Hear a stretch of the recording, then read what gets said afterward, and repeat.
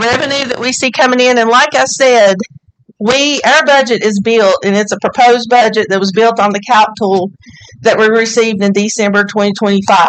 And then we've had some crossovers come in, so that's the numbers that we've come up with.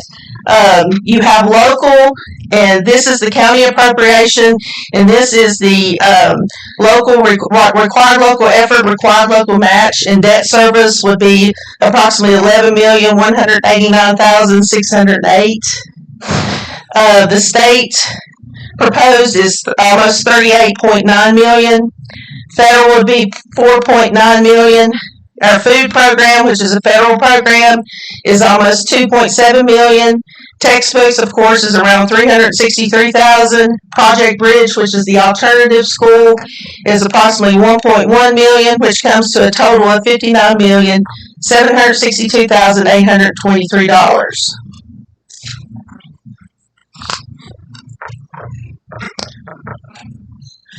Okay, our estimated expenses. On the expense side, the largest portion of our budget is always and continues to be the salaries and benefits. Beyond that, we are seeing increases in, of course, transportation costs, health care, and the additional supplements tied to our student engagement efforts. These are not new priorities. They are ongoing responsibilities that just continue to grow in cost, unfortunately. One of the initiatives that we're continuing is allowing our students free admission to home athletic events at Lebanon, Castlewood, and Hunacre High Schools. This is about increasing student involvement, strengthening school culture, and building pride in our schools.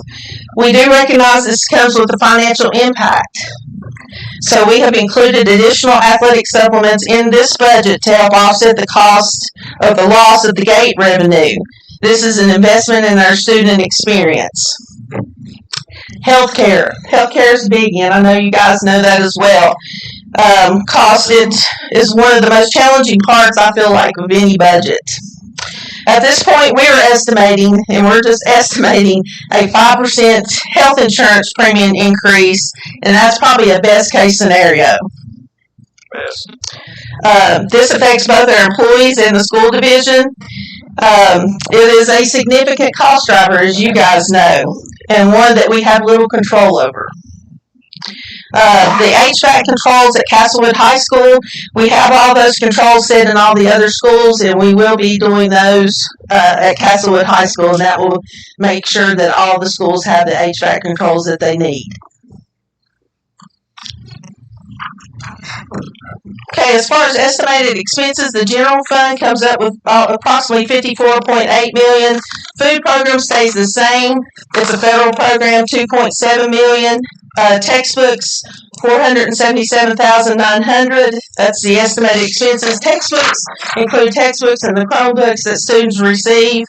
Project Bridge is approximately 1.6, and of course the total is $59.7 million on that. In summary, when we bring it all together, we are working to balance an estimated revenue with our projected expenses. Like many divisions, we are facing a tight budget environment where needs are increasing faster than revenues, and I know you all know that all too well. Every decision we have made in this proposal reflects careful consideration of what is necessary and what is optional.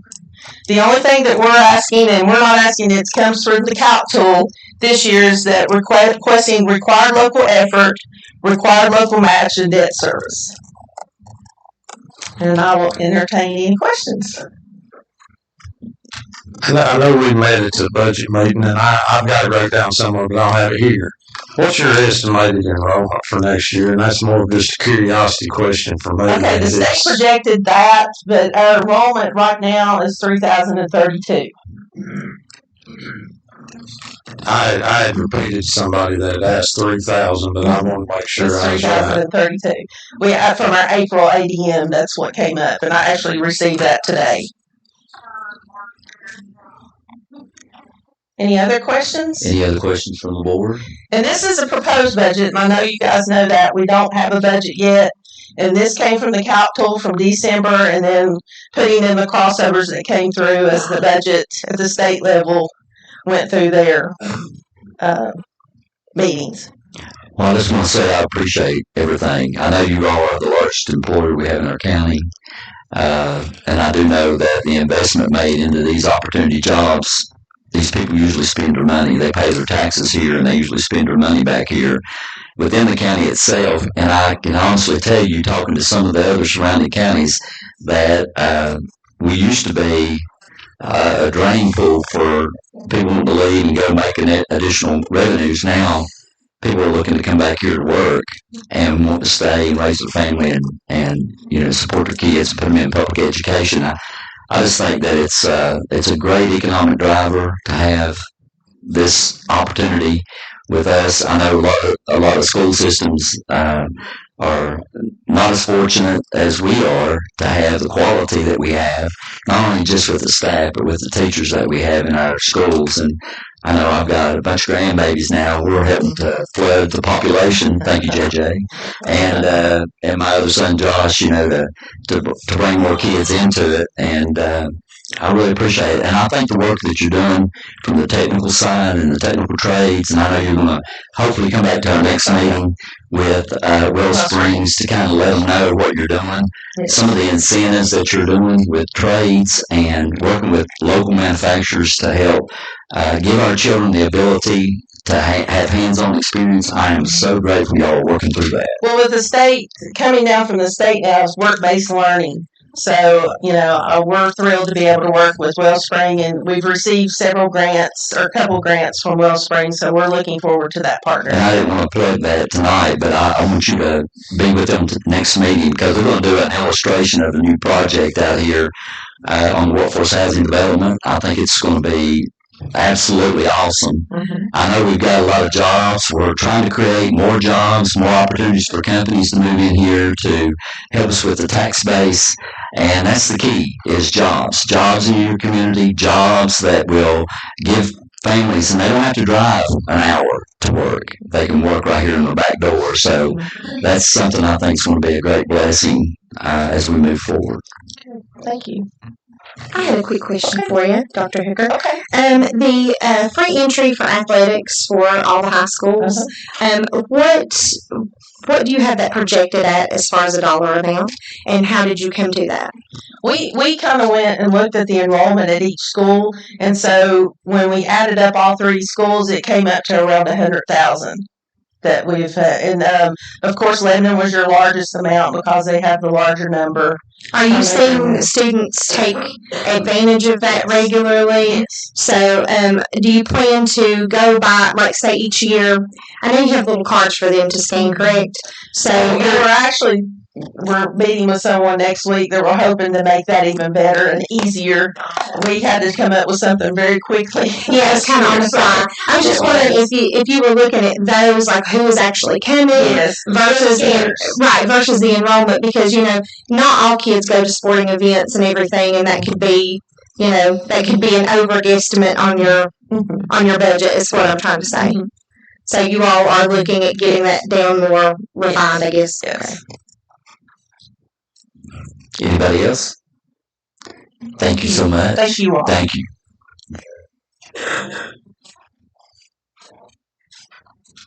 Okay. Mr. Pastor Rodney Williams. You're so welcome here tonight. Oh, thank you so much, Mr. Lester and the board. I just appreciate the opportunity to have a few moments to share. We're so excited this year for the National Day of Prayer Rally. It'll be this Thursday, and it'll be over here at the Farmers Market at 6:30. And we're privileged to have our Congressman Morgan Griffiths going to be a special speaker. And boy, we'd like for all of you board members to be there. And but we've got a number this year. We got a number of pastors participating. And it seems like it grows each year, and we thank the Lord for that. And and I tell you, what America needs is prayer. I thank the Lord for what you guys are doing and your service to our community, but ultimately we need prayer, and because God is the one that I think can come to our rescue in times of need, and so we just encourage each of you to come. Be there and support. I look at the National Day of Prayer as an important event to where I was telling someone, I know I've just got a minute here, but I was telling some guys the other day at the Ministerial Association. I said my vision for this National Day of Prayer is that one day we will have to move from the farmers market. And we'll have to go to the high school stadium or somewhere larger to where we'll be able to house 400 or 500 people coming into our community, all the churches and all of our government leaders coming in as one with a unity. And I believe if you go back to our founding fathers, that's just how our great country got established. It was through prayer and all coming together with a unity and one purpose and one mind to make America great again. Hey, and thank you so much for your time. Thank you. And that's at 6:30, right? Yes. Okay. If you could, County Administrator, post that on our site, the National Day of Prayer at 6:30 on Thursday.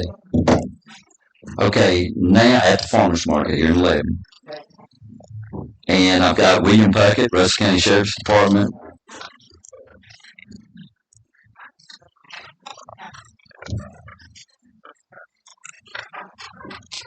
There you go. We have 2 things for you. If y'all to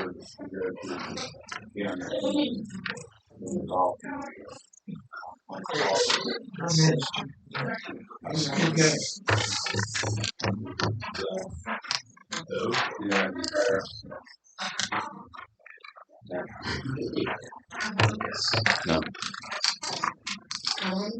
This is so the county sheriff is on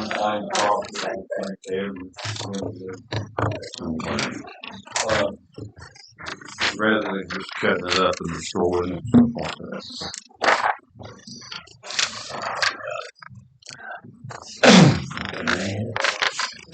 No, you're good.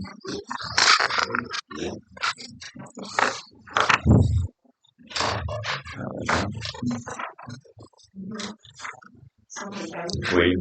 Yes. Oh, okay. So if y'all recommend to the county attorney to adopt this ordinance, it'd be very beneficial to the county and sheriff's office over a period of time. There's not a large volume of this stuff, but it's something just that's been overlooked for a period of time that needs to be done. So We need to set a date for a public hearing. Yes, so we set a public hearing, be voted on, say, next month's meeting after that public Do you hearing. want to put this under you, Tyler? Yeah, I can talk about it some more. Okay. and he can walk through the legal hours. The second issue is the live scan fingerprint machine courthouse. It's come to the end of its life. That machine was bought when I first came here, probably about 12 years ago. The state police at headquarters has phased it out, and it's got to be replaced now. It's been dead several months, and a lot of the records and stuff the court requires, the arrest record, they have to be reported to Richmond through that machine. So I checked on it today. The price still holds. That's the updated quote for that. If we order it today, we're probably looking about, talk to the guy, probably about 90 to 120 days to get it.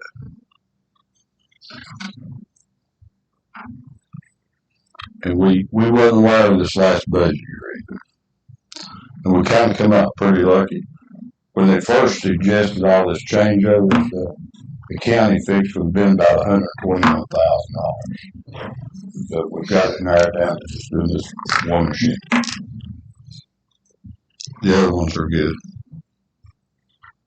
So you've got one good one, and then this one right Two here. good ones. Two good ones, and We've this got one. one in Hunacre, one in the sheriff's office, one in St. Paul.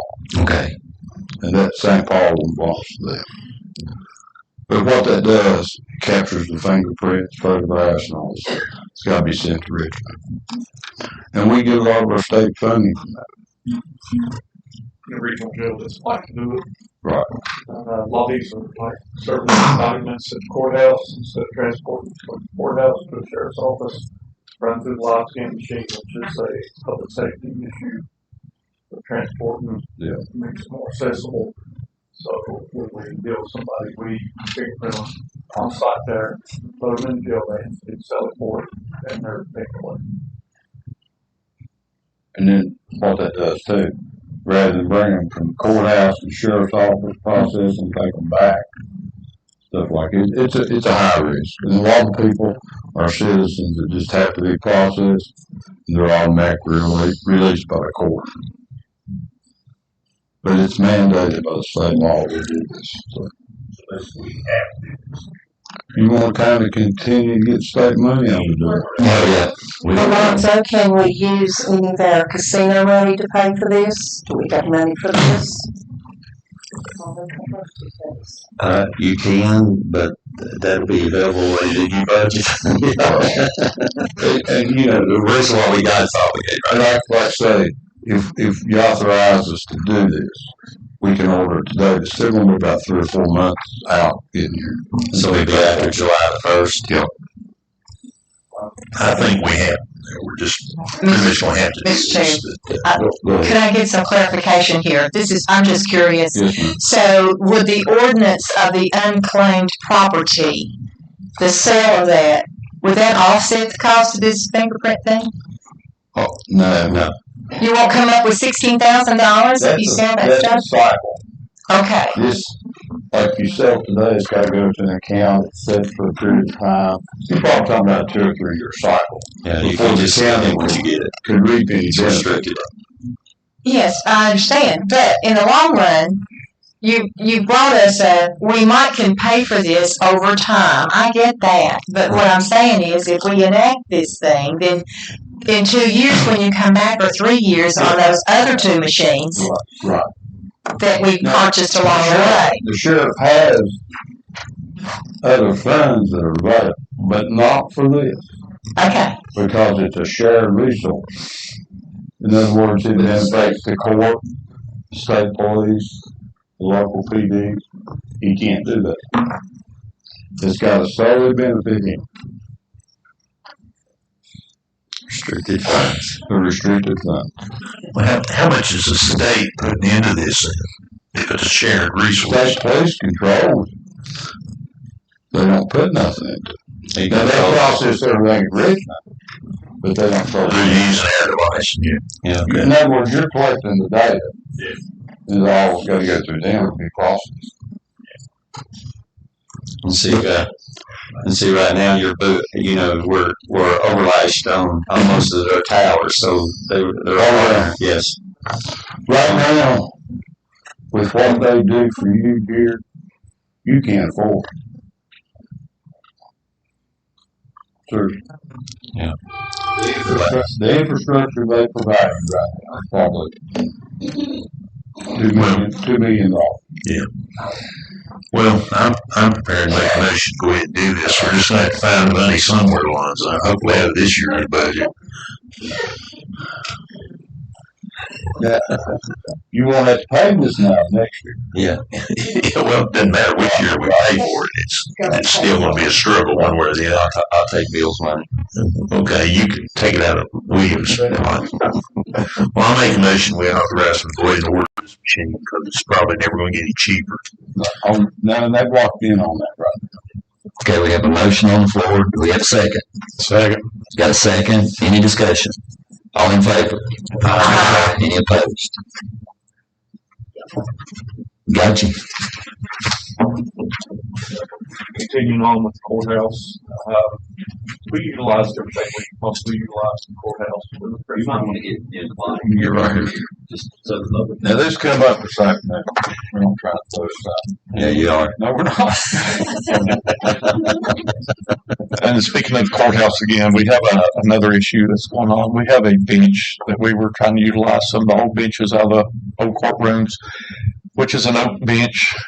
Oak wood's hard for prisoners to sit on, and instead of sitting on the floor or whatever. But these benches have become a hazard for public safety, to inmate safety, regional jail officers, court bailiffs, judges, attorneys, everything. It's in the holding area, so I have pictures of the bench where it's been broken. And if you look at it, part of it's broken off, could be easily killed the rest of the way off and used as a weapon, a spear, kill another inmate, kill a correction officer, or what have you. We need to put metal benches in that's easily cleaned up, can't be messed with. There's some of the pictures. You can see that.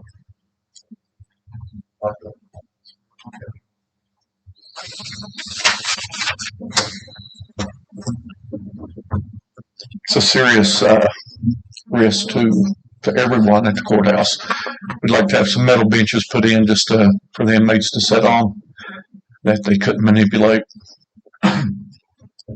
Is it in all the holding cells, Bill? Is it That's another one.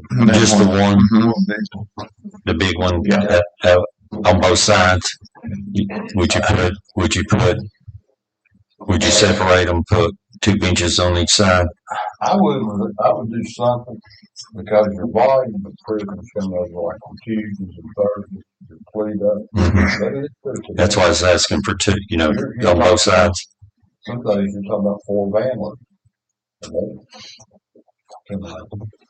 Plus, they take pieces of this wood, smuggle it into the regional jail, which is a threat at the regional jail.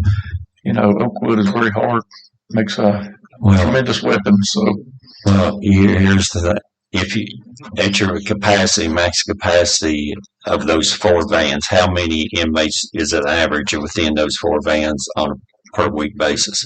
We check it sometimes on the real business. Recommend close to 40. Mayor 40. Now we have, we established a courthouse maintenance fund. That's actually in the budget. So let me look at that to see what it is, take a look and let's do estimates and just come back and we'll get a little bit more details on these two. And and it's not saying nothing bad, but we're starting that accreditation process too. And you can't do it with benches. Well, the inspector is going to. I know it. I know. Or you get liability suit from an inmate. Or someone hurt. Bigger problem. Okay. How much is this going to cost, William? The bench is usually around about what, 1,600 a piece, 16, 17, yeah, something like that. Yeah, because when we did the courthouse, we looked at it. Yeah. How many will it take to do it? I'd say what we ought to do is probably just go over and look at it, coordinate that before you put in the fix. Yeah. We've got time to wait then. I wouldn't wait off on Well, that's what I'm saying. We need to do something tonight, William. We need to authorize the county administrator to go ahead and do whatever needs to be I done. think it's a severe liability. The wood ones have to come out. Yeah, They have to come out. And I mean, No question. how long would it take you to get the benches in? Well, when we do our way, it's a couple of months. It does. We can probably put on a high burner. Okay. And of course, if it's going to minimize the county's liability, I would encourage the board to move forward swiftly on that. Yeah. That's a city right violation. If Mr. Lester has money in that budget, as you said, can you take a look at that and use what you have of the budget? And if you did need more, come back next meeting to us with what that extra needed. That can do. By that time, we can do the purchase order, get down exactly how many we would need for that room, and based off your 40 count and what size you need to be able to meet the DOC requirements. So, okay. And in the interim, Sheriff, I would advise you, just out of a liability standpoint, worst comes to worst, these inmates will need to sit on the ground or something otherwise instead of sitting on these benches if they become a liability. They need to be removed immediately. Of course, whatever you determines the safest. I mean, public safety is one, but need to make sure we minimize liability best we can, even if that entails them having to sit on the ground. We didn't think we were going to incur that even with the new courthouse that's built. That was the only thing that was addressed during the whole punch list was the steel. And at the time, it was COVID, and believe it or not, anything that was steel you couldn't get. You could not get it at that time. You gotta look at who you deal with. Don't take advantage. Now, from the public safety standpoint, Ms. Dye brought it up earlier as far as using the casino money where it's for public safety and education. Would that be a possibility? Since it's part of the courthouse, it's not.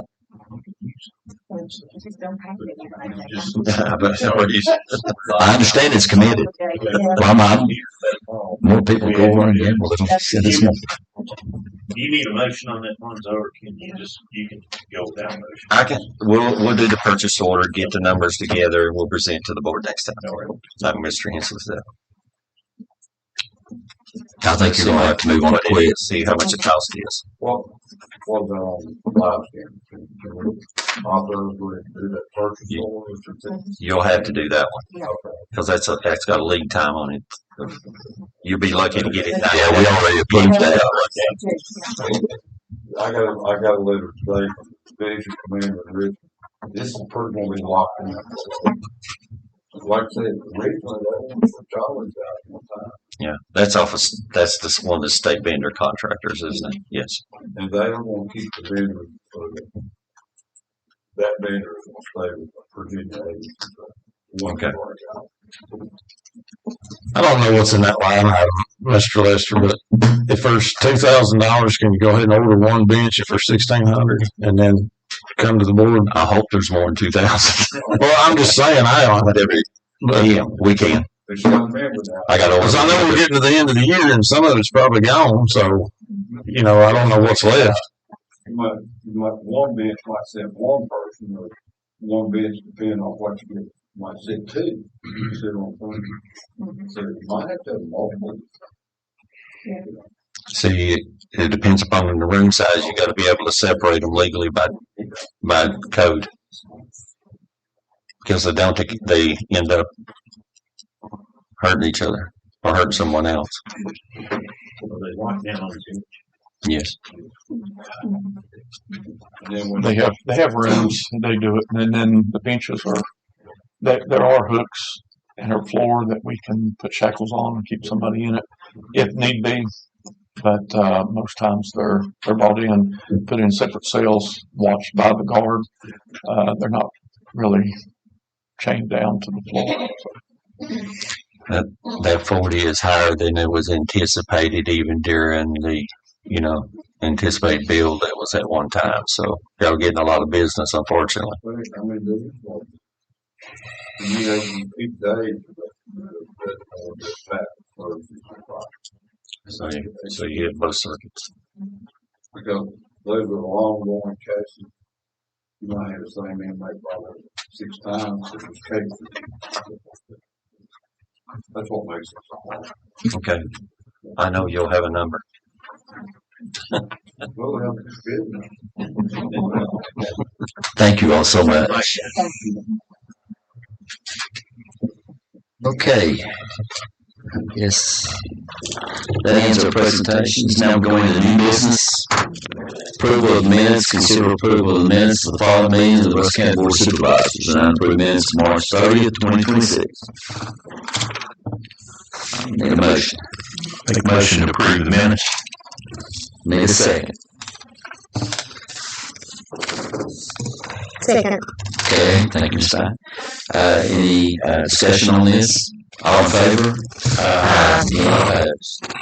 Approval of expenditures. Consider approval of expenditures presented for payment.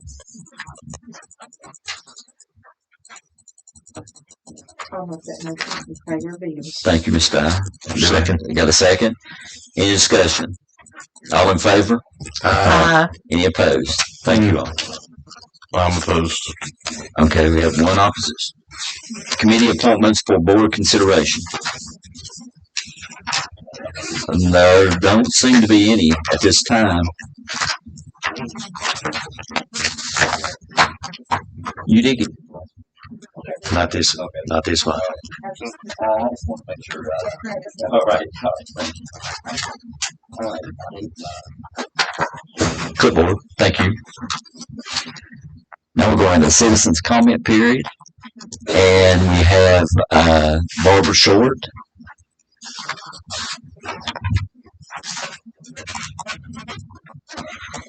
My name is Barbara Short. I've been a resident of Russell County for 48 years.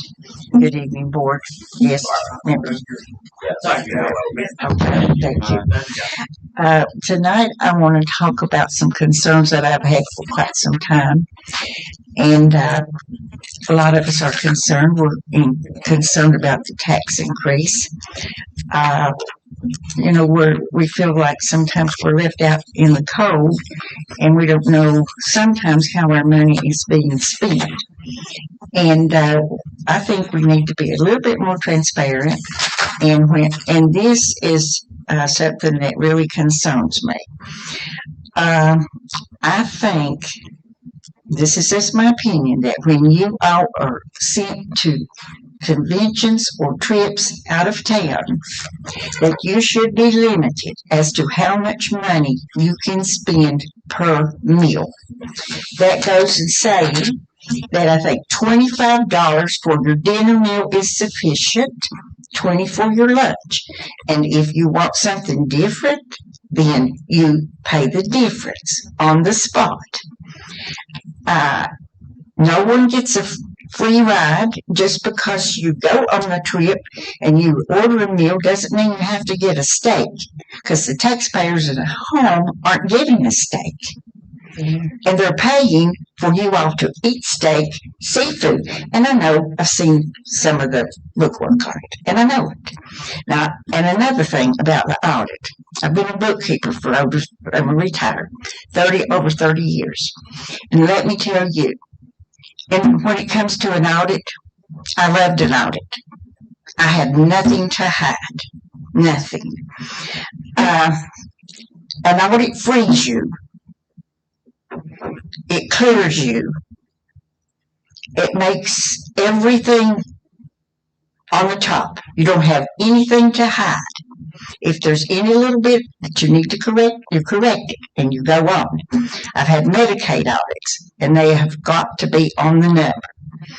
And that's something that I think the reason that we do need an audit. And,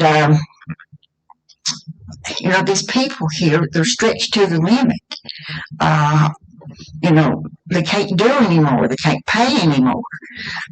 They're eating out of food banks now. They have depended upon Amanda Thomas up at the Star Projects in Homeacre. And I think she is having to vacate due to the possible sale. But anyway, I don't know if you all have researched how much that lady helps the community. People who have not. She asks for nothing. She gets nothing. She gets no pay. She's not paid like you all are. And, those things bother me. And another thing, we're not in the city.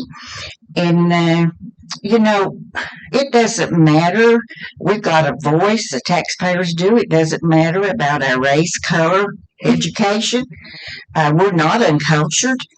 Not all of us are poor or uneducated, and we're not ignorant, but we can be politely or positively and politically outspoken.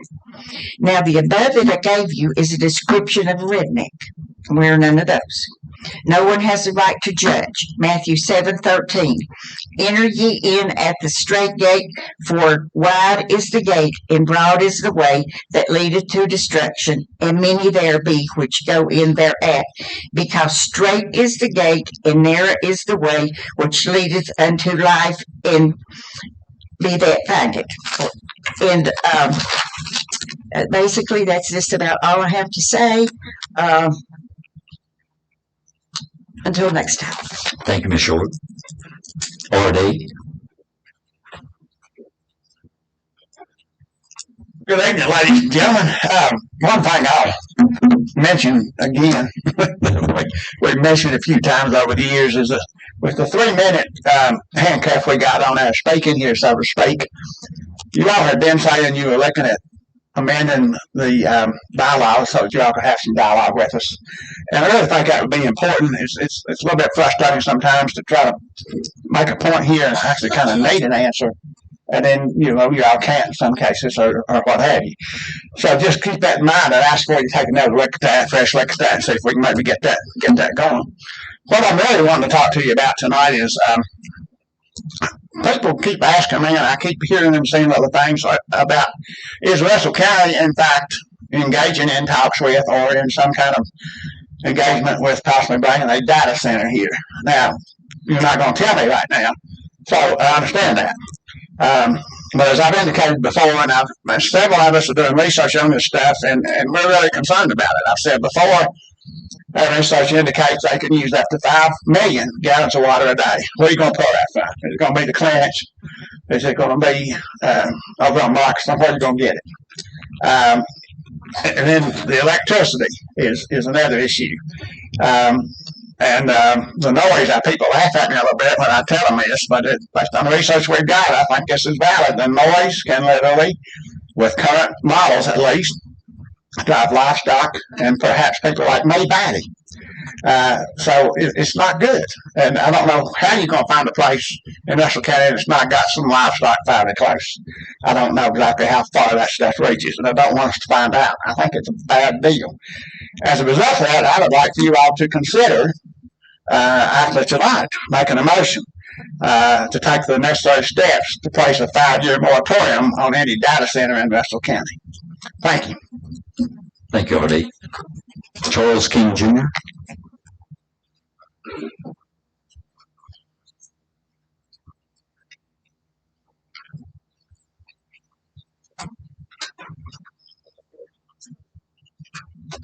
Good evening. I guess what I'm going to get up here and talk about is fear. I most certainly hope whatever decisions y'all make on anything, it's not out of fear of things like the internet, because there's a lot of garbage out there. I hope every decision that's made here is for all the taxpayers and not because of what's out there on the internet. I know the main person that is fueling all this. I can't see what he's saying. You know why I can't see? Because he blocked me a long time ago. And I'll tell you what for. I said, did you forget to take your Adderall? And that's just basically what I'm saying. Any decisions that's made for the taxpayers ought to be made what's best for all of us and not for somebody out there behind a keyboard. Does that make sense? I appreciate your time. And I want to say, I know what I was supposed to discuss, but we're in deep prayers for your family and your dad. And did you pick up the resolution that we did last month? No, I didn't. I had to stay with him. I understand. We've got that ready for you. Whenever you get a chance, I can either bring it to you or you just holler at me. Okay. We've got that for you. And your dad's done great work in the community at the college. I just wanted to speak since you're here tonight and let you know we got that done last meeting. I'll be sure to tell him he appreciates everything. He appreciates y'all's prayers. Well, holler and I'll get it to you. Yes, sir. Okay. Okay, Mr. Brian Beck.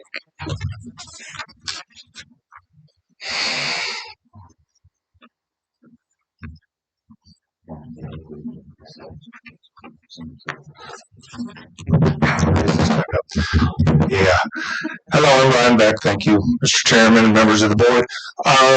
Here today, there's a couple later items regarding our organization. I am the Chief Executive Officer for Appalachian Agency for Senior Citizens, also representing 4 County Transit and Appalachian Agency's PACE programs.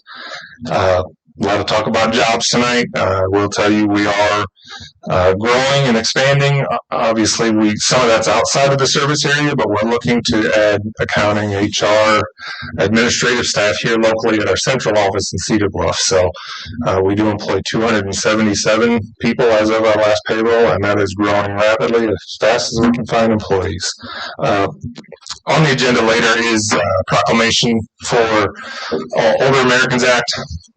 Older Americans Month. The month of May is recognized nationally as Older Americans Month.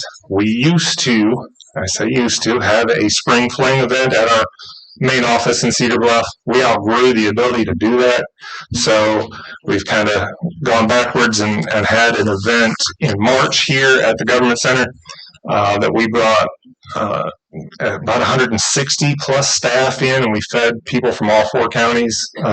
So we could not do that at our main office in our classroom, but we do try to do some events, and I hope you will take the time to honor Older Americans Month with a proclamation. I also wanted to, later on the agenda, and I know money's tight, but I do want to point out we did have a request for $7,534 of capital matching dollars for buses. You all see our buses all over the roads. This is a 1% match, so you're getting a 99% return on these dollars. While $7,000 is not something to take lightly, that's 80% from the federal government, 16% from the state, and 1% from each of the 4 counties that we serve. We figure that's the best way to distribute that. We don't allocate those buses to a county. We're constantly bringing them back to service them at our main office there in Cedar Bluff. So worth pointing out is there's a couple of requests. I cannot for the life of me think of what the other one was, but Russell County was the first one to request that we put the bicycle racks on the front of the vans, and we started with just 2 of them. Now every single bus we have, we get with a bus or a bike rack on the front of it. So I mean, there's some requests from Russell County that we try to meet and live up to. And again, I just hope you will take into consideration the kind of return. I will tell you, each of these buses, and there's a lot of pre-COVID, post-COVID, we probably could buy one of these buses like you see for around $80,000 to $90,000 pre-COVID, and now they're about $160,000 for one of these buses. So, like I said, it's a great return. Helps us keep our operational costs down, because we use them for a useful life about 5 to 6 years, then we move them over into our PACE program and continue to use them. But I do appreciate Russell County Supervisors for their consideration on that matter.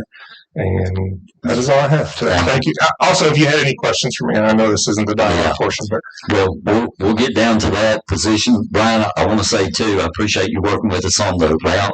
Right, extended the route. Extended the route. Thank you so much for that. That made a huge difference. Thank you. Figured it out. Thank you very much. Okay, let's see. Constitutional. Well, I'll go ahead and end the citizens' comment period as the only ones on the list. Constitutional officer reports and requests. You go to the restroom. So. Good evening. First of all, I want to apologize to you guys. I told you we was going to put an insert into the tax tickets about the elderly and disabled exemption. We approved it. They were printed, and when the tax tickets went out, I noticed they wasn't in there, so I called the project manager at the printers and said, "Where is our insert?" And he said, "Unfortunately, they're sitting here in the floor." So they did not insert those into our tax ticket. So we have put up notices at our office telling about the exemption, and I'm also going to put a ad in the paper telling about the exemption. So of course they did not charge us for them. Well, they did charge us for them, but we pulled that bill, and that bill's not going to be paid. But I did want to let you know that the reason that they was not in there, it was human error, I guess, at the printers, that someone failed to insert that. Another thing I want to talk to you about, and I'll talk to you more about it next month too. I want to get some more information, but I think we need to look at maybe some type of security here in our building. We're seeing a lot of, well, not a lot, but we're seeing more people that they're just not happy with the way things are going, and just in their life, I guess. And it's just, you know, a lot of times we're the front line that they see, and you know, just people that we've had to threaten to call the police on, and just, I think if we had a police presence here, I'm not saying all the time, but if we had just somebody that came through, maybe, you know, 1 or 2 times a day or something like that. I talked to Bill about that. And I know social services has had to call some for them to come out for them too. So just something I want you to think about, and I'll come back next month with some more information and maybe a plan about that to try to help with that situation. That's all I have. Do you have any questions? It's a problem. It is. Even at DSS. Yes, I had to walk at least 3 people high on drugs out of our office completely to the parking lot. And it's been brought up before. It's an issue. It is an issue. I mean, we're seeing more people, and you know how the culture is today. I mean, it's not just here; it's everywhere. That it's just worse. So, but I'm going to talk with Liz and some other people, and maybe try to come up with some type of plan that we can present to you guys to see. Any questions? Thank you. Thank you, Alicia. Any other constitutional officers? And come on up, Bill.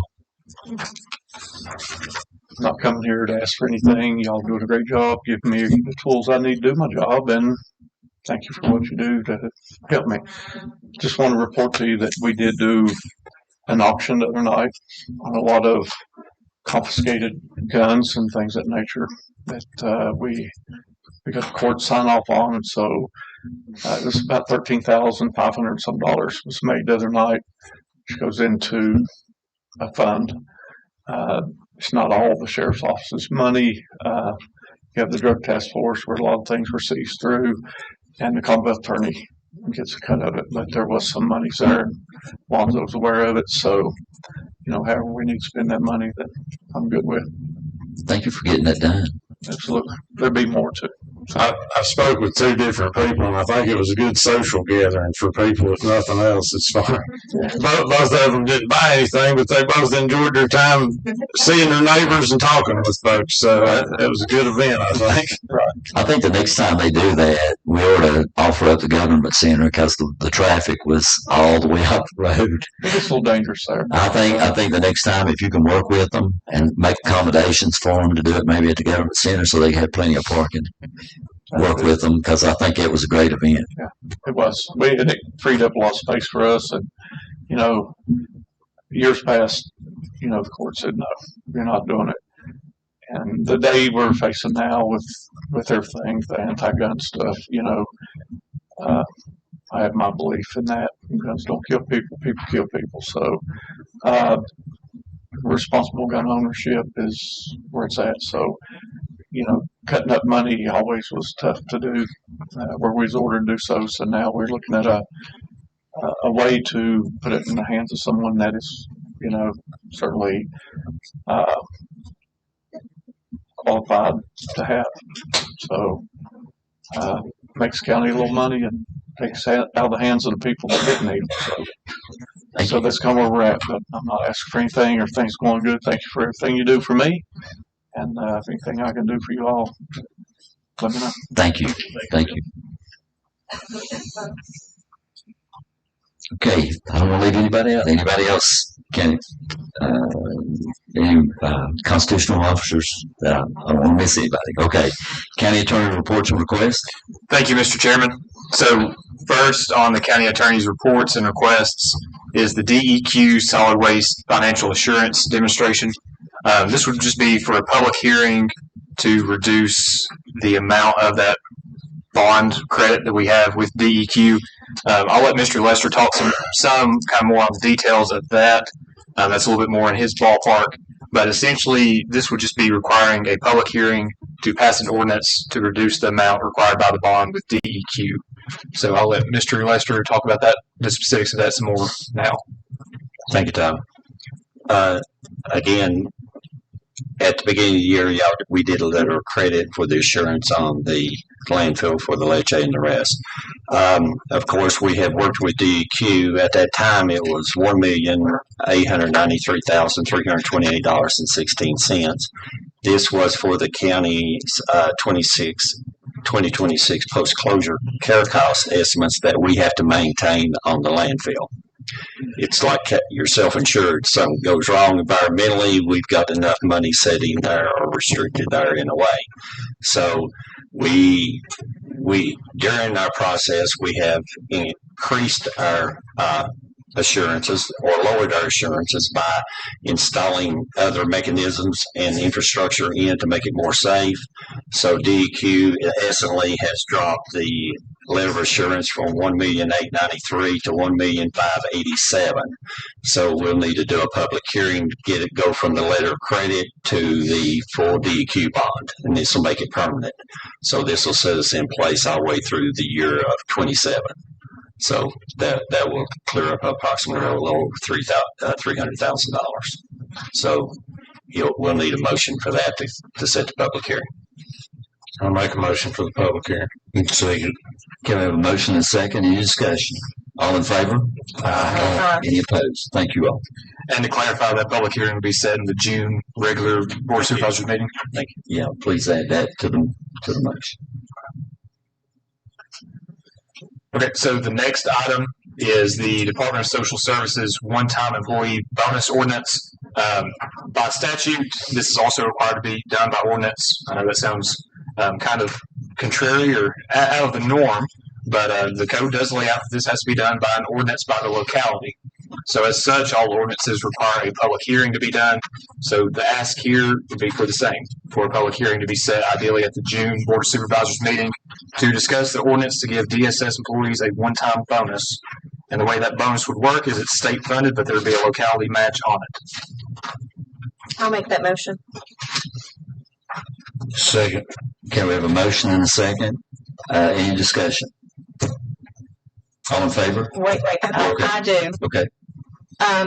So how much is will the locality be responsible for if we go ahead with this? Don't do the ordinance. We don't pay back. Yeah, so this would just be setting it for discussion next month, but are you wanting to just kind of get a preview on what we'd be looking at money-wise, Ms. Wallace? Well, I kind of wanted to know what we were going to do. I mean, I'm not saying I'm against having a public hearing or anything like that, but I was just curious. Well, of course, yes. Yeah, it's about $16,000. Approximately $16,000. So, since the public needs to know we're having a public hearing on XYZ, then so tonight's public hearing that we're scheduling for next month will be to talk about the funding for the DSS and also how much local money is involved in this. That is correct, ma'am. Thank you. Just clarifying. Oh, that's fine. That's fine. Thank you. Okay, all in favor? Any opposed? Okay, so the third item on the county attorney's report is the forensic audit update. So Mr. Lester and I did some research on what was discussed last month, the possibility, the exploration of the Office of the Inspector General of the state to potentially do an audit or a review of the county's funds. Mr. Lester has some things put together on that forensic audit review with the State Inspector General's office. I'll let him dive into that some, and then I will discuss kind of what our options are from there. Thank you. During the last meeting, y'all wanted us to check with the Attorney General's office and concerning the forensic audit on whether they could do a forensic audit. Well, the Office of Inspector General per se does not do a forensic audit. It will do a forensic investigation. So when we did, just to get some clarification and clear up a lot of misinformation or confusion on terminology, I wanted to go through the things with the board on the forensic audit from the contract, and I hope I won't give me 10 minutes of your time to go through these different components. So as you look up on the board, this is the forensic audit, the RFP that was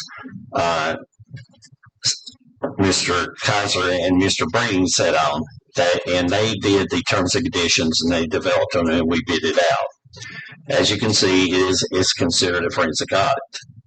Now, the terms and conditions were put into them. Of course, the county administrator, county attorney, we just ensured that it met all contractual and legal requirements upon the RFP.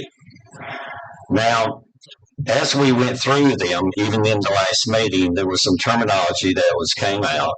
As of course, everyone knows what a forensic audit is for. It's an investigation. For fraud, it's not an audit because we have a normal audit every year by Farmer Wallace and Cobb's internal, which is required by the feds and the state. So we pay them $100,000 every year to do this audit. So in the presentation, in a forensic audit, we have to follow, even in a forensic audit, the American Institute of Certified Public Accountants guidelines in a forensic audit or a regular audit or operational audit or what we call a normal audit, which is what a transparency audit. So as you can see on the screen, that the AICPA Forensic Accounting Services and definition and scope of services, it says the potential or acts of disputes, litigation, or fraud. That's a forensic audit. It is fraud, misconduct, and investigations. So if the next terminology that was used during the discussions was a transparency audit under the AICPA, it's an independent engagement. That's what we do every year. So let's go from forensic to transparent. So that is what we consider a review every year that reviews all the government agencies within every year required by federal and state and local.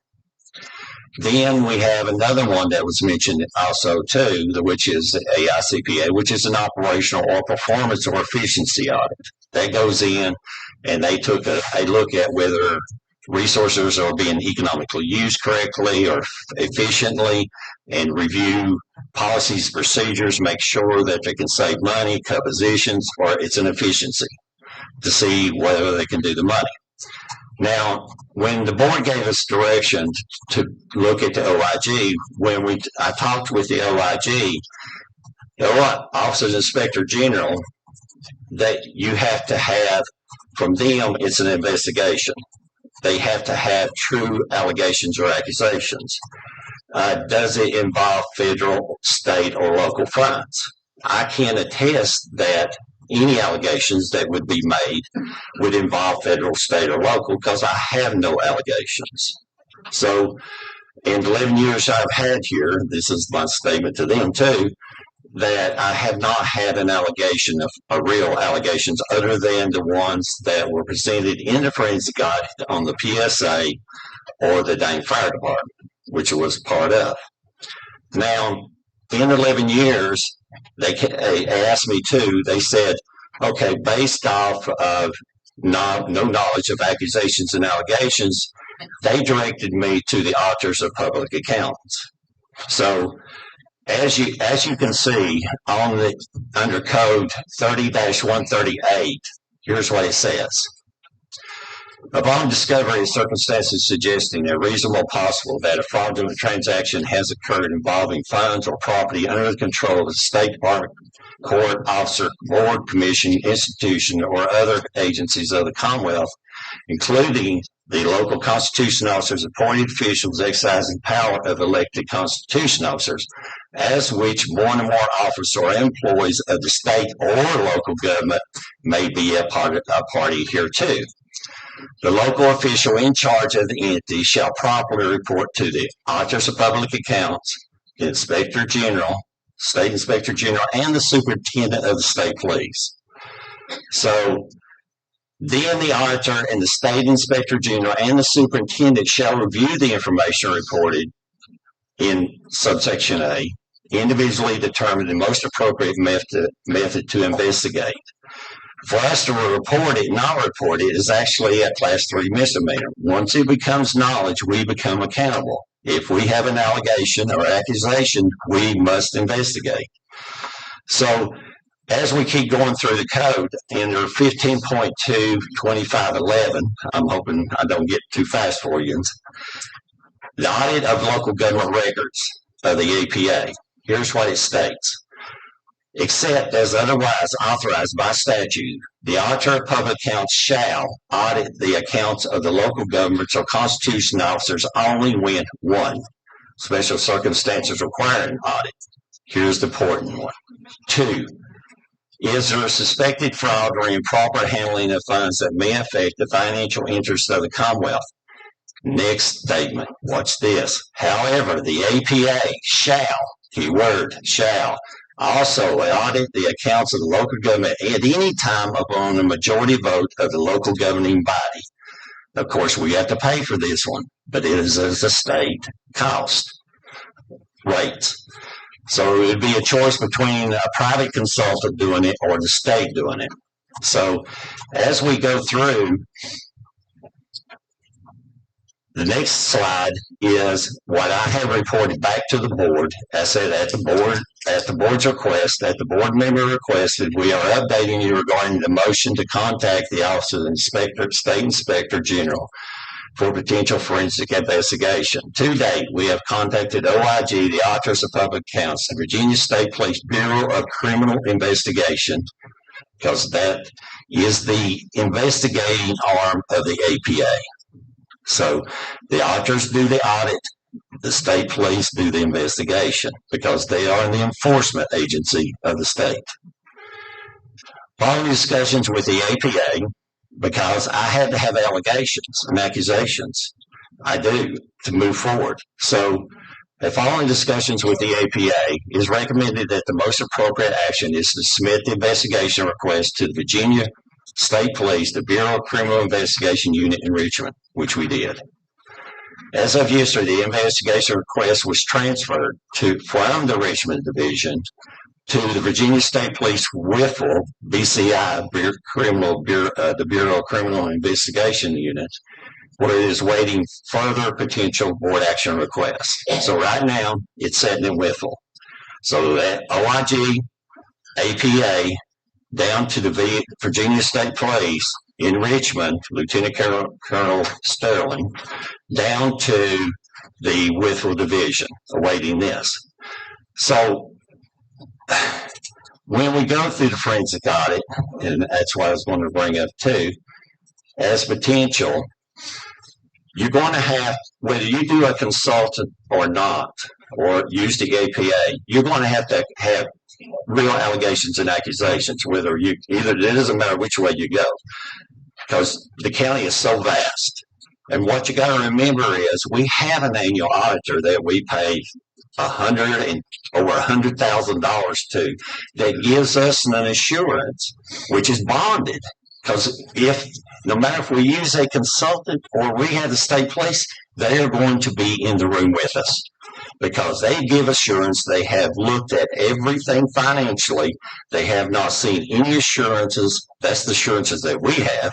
I don't have allegations or accusations, but I have assurance from one of the top auditing firms in the state of Virginia. Farmer Robinson Cox audits 65 counties of 95.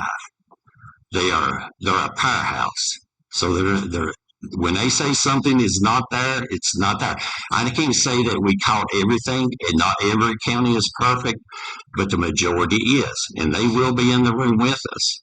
But what I'm saying is, all the accusations and allegations that we have seen on Facebook, and I'm going to use it again, these things are, let's take some of them. There's been mismanagement, money, but they can't give any specifics. But the best one is this, and I'm going to look at the board. So there was a Facebook post that said this, okay, even if we do a forensic audit, it was put out on the post, even if we go out and they search and destroy, search and find, if they find something, it's going, I got you. If they go out, you do a consultant, and they don't find anything, of course, they have already said the county administrator and the county attorney has fixed it. So I'm going to use language here. I got a pastor in the front. You're damned if you do, you're damned if you don't. So what I'm saying is, one of the hardest forensic audits or investigation on steroids is the top quality of the auditors of public accounts in the Virginia State Police. There's no manipulating. You can guarantee when they walk through the door. We just went through one with the PSA. We've been through federal ones, and we'll only go that way. But that is up to the board's choice. Which way do you want to proceed? Go with the APA or go with a private consultant? Or if you want to, one that will save the most money, go with an operational audit to see the most efficiencies. But I have no allegations and accusations other than what I'm stipulating here. That's mine. Thank you. Thank you, Mr. Lester. So if we look back at that code section that was brought up, the 15.2-2511, the last part of that, so it's a contingency kind of on the APA search, that in any of those instances where there's not majority vote or fraud or abuse allegations, such audits have to be or shall be carried out with the approval of the Joint Legislative Audit and Review Commission. So in what little experience I have with what we'll call JLARC, which is their acronym. So JLARC, in order for them to initiate some sort of review, has to be done by a petition directly to JLARC or be directed by the General Assembly. So getting the resolution through JLARC would require some sort of petition or concrete allegation going towards the APA. So it's kind of one of those, you don't have a concrete allegation, but the petition would just need to be filed or addressed to JLARC if that's the route that the board would want to go. But of course, to also further clarify from last month's meeting, The forensic audit is still on the table. It was never voted down. So it's still something that the board can pass if they wish to do so. Obviously, if it's something the board no longer wishes to do, seeing the new concerns, financially or what have you, obviously that's an option to vote that down as well. You can do a motion to reconsider, if it's something that they do wish to strike down, the board wishes to strike down, you can do a motion to reconsider last May's motion that we approved the forensic audit, but it would require a 2/3 majority to strike down, is my understanding under Robert's rules. So you kind of got some options in front of you. You can authorize the county attorney and the county administrator to move forward in contacting the APA, move forward with that process to petition JLARC to see if they'll move forward with a investigation on their end. You can approve the forensic audit. You can deny the forensic audit, or the fourth option, you can go back and do a motion to reconsider last May's motion. Mr. Chair, I have a question for the attorney, please. So you're saying that if we would go back and reconsider the May motion to what is that exactly? To get that it was a complex motion. It was very. It was it had a condition in it which I thought was not legal, and I'm not a legal beagle, but I didn't stand in the affirmative on that one because we had to pass a budget, but then we had a condition in doing so. So what do you do about that? How do you solve that two situation in one vote? Well, there should not have been a contingency on it in the first place. Agreed. But as a result, I would strongly advise we don't go that option. I would strongly advise you to go with one of the first three. I laid out your 4 options there. I would strongly advise you not to do the motion to reconsider because of that concern. I think you could probably sever the two, but I think it leaves you in a state of limbo. I can understand that, yes. Yes. So I would strongly advise against option 4. Okay, if that wasn't a legal motion, why? I mean, I'm not trying to put you on the spot, but why didn't you step up and say that? Yep. And then we had people here jumping for it because they wanted the tax rate. Yep. So, but also one more thing, Mr. Lester, I wanted to make sure I heard you correctly. You said in order to do a forensic audit, we also had to provide allegations for them to go on? Well, because that's not true. I don't know if you misspoke or what, but forensic audits, you don't have to do that. It would cover everything. And that was the whole motion, was for a full forensic audit for the full county. that is a forensic audit with a consultant. Now, if you bring in the Office of Inspector General or the APA or the state police, you have to have accusations and allegations. Yeah, I understand that, but I'm pretty sure you said it with like a regular forensic audit, because you said something to the effect of you have to point them in the correct you way, will, right? you will still have to do that. But well, no, not really, because when you do it for a company, you open everything up and they come in and they look at it. And again, back to and what this is the same difference. And again, it will be like a search and find. You have no allegations and no accusations. And I'm sure they'd be fine with that. I mean, they gave us a quote on it, so obviously they know what they're getting into.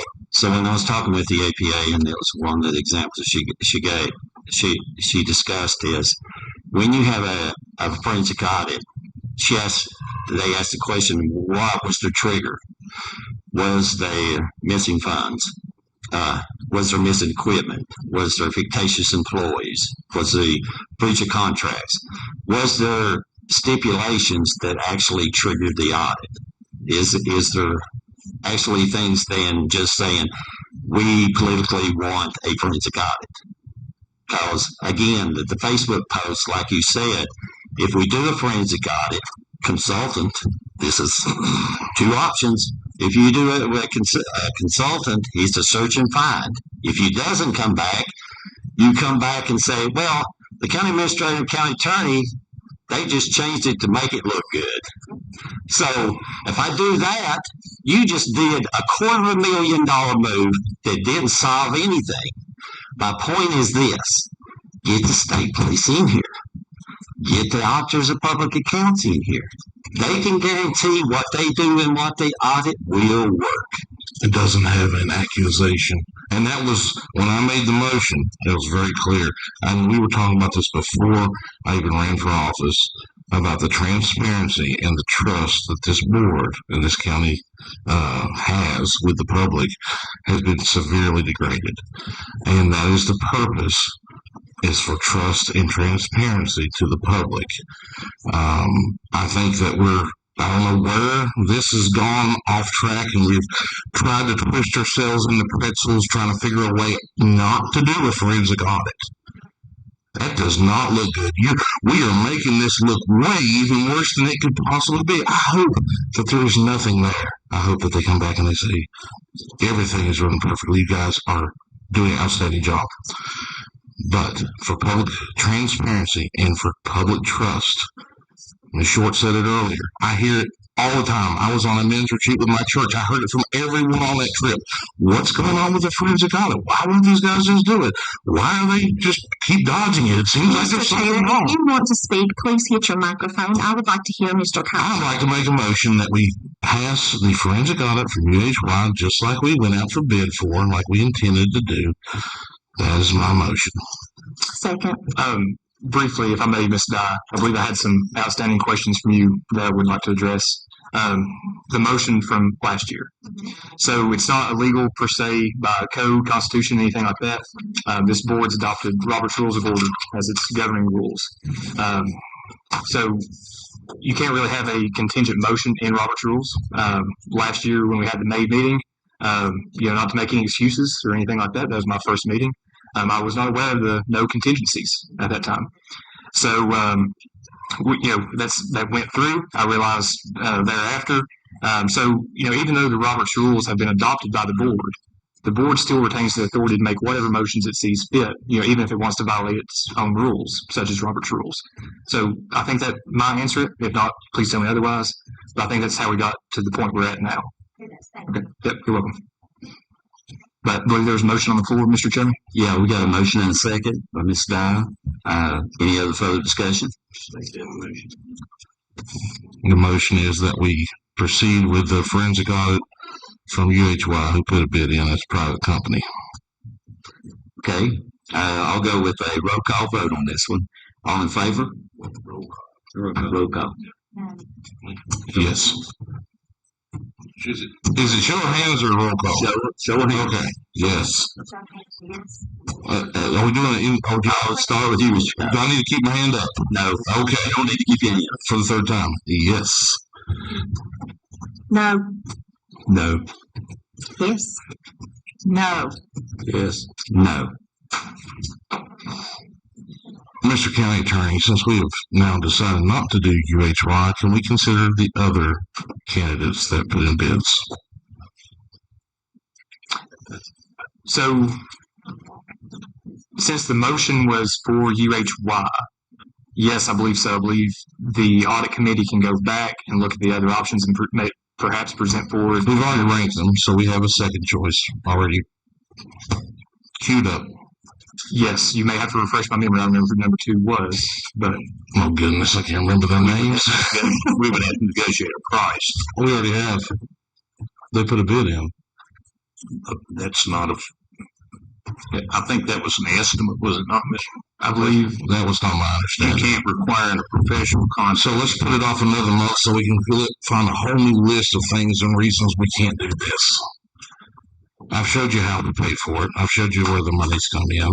I've showed you everything you've asked for. You took 5 pages of revenues and looked at it. I looked at the revenues on the budget, and I looked at the revenues that have come in, and I showed you not look at any of the expenses and how the expenses are overrun.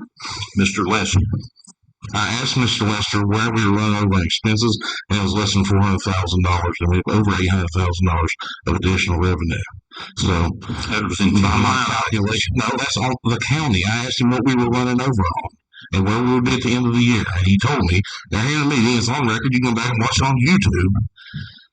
We've got a surplus of over $400,000. Well, I have also sent out emails and messages trying to get board members to come in and sit down with the treasurer and everybody to look at the budget fully.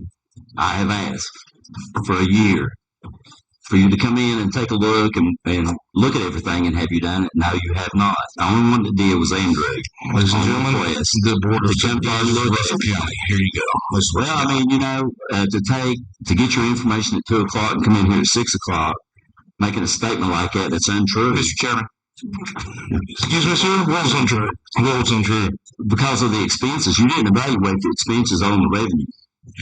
Our county administrator is over the budget when he's putting that stuff together. Is it not true that he sat here and told us? We have 2 budget committee members sitting here that should have spoke up. For this next year, not. We're talking about last year's budget. Regardless of when it was, when you do a budget, it's your best estimate of what the revenues are going to be and what the expenses are going to be. That's a great point. We knew how much revenue we'd have to get. And the problem with the expenses is that, particularly with social services, child CSA, this year it's been a tremendous overrun. We're going to have overruns, and guaranteed we'll probably have a few underruns, and hopefully it'll all balance out. But, those are not hard, fast numbers. It's a best estimate of what it's, and I think in some of those numbers, Mr. Lester, when there one-time piece of revenue shown in there? Yeah, well, we thought this question might came up tonight. So this is the general ledgers as of today. This was ran at, because you got to remember that there's certain expenditures that move through and the rest in the schools. You're talking over 8,000 line items that's moving through a $118 million budget. This budget was ran this morning at 10. Let me bring this up so I can see it better. At 10:58 a.m. this morning. So right now, in the revenue column right now, we have $28.4 million that we collected. Because you got to remember that the county, and I got the treasurer here too, and I ain't going to put her on the spot. What we collect is what we got to pay the bills. We can't expend more than what we have. So at 28.4 on revenue, remember these two numbers. Then if I go down to the expenditure through these 7,000 line items, my expenditures has ran $29.6 million. So it's a $1.2 million deficit right now. Now, what is that going to entail? There's a lot of restricted funds that's coming in. There's grant money that's will be coming in. There'll be other real estate that will be coming in, but there's other expenditures going out. It's like if I pull up one of the line items, which was one of the biggest ones, I don't mean the schools, we still owe them $2.6 million for the remaining of the year. This is very fluid. But right now, today, at this moment, at 10:58 this morning, I'm running 1.2 million short in the deficit until we get refunded. It's all in timing and revenue. You can put $1 billion into a budget. It is worthless. It's all in what the treasurer can collect, we've got in the bank, and what comes through, and what is approved here, and what is incurred at any point in time at any day. So,